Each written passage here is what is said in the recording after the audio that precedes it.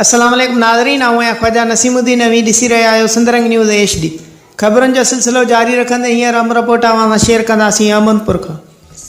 अहमदपुर में सदर जी भटियूं जे रोज़ानी सोभ जे रिपोर्टर अलाह ॾितो चांडियो जी 33 सालगिरह जी तक़रीब सादगीअ सां मल्हाई वई।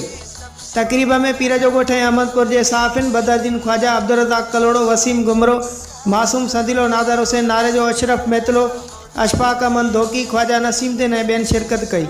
उन मौक़े ते सालगिरह जो केक काटियो वियो ऐं खैरो बरकत लाइ इज्तिमाही दुआ पिणु घुरी वई। वधीक ख़बरुनि ऐं अपडेट लाइ ॾिसंदा रहो सिंधरंग न्यूज़ HD।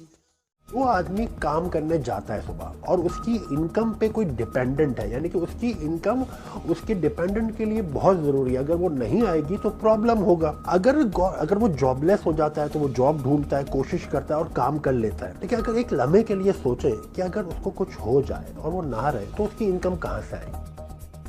पंहिंजे ऐं ॿारनि जे मुस्तक़बिल जे लाइ EFU लाइफ इंश्योरेंस खणी आयो आहे हर शोबे जे माण्हुनि जे लाइ बहितरीन पॉलिसियूं। अव्हां जे पंहिंजे शहर खैरपुर में EFU लाइफ इंश्योरेंस में रोज़गार जा बहितरीन मौक़ा पिणु मौजूदु आहिनि। राब्ते जे लाइ sales consultant madam Musna Solanki, mobile number 0308 680 4622। वधीक पाण अचो ऐं विज़िट करियो EFU लाइफ इंश्योरेंस ऑफिस, कचहरी रोड, खैरपुर, मीरस।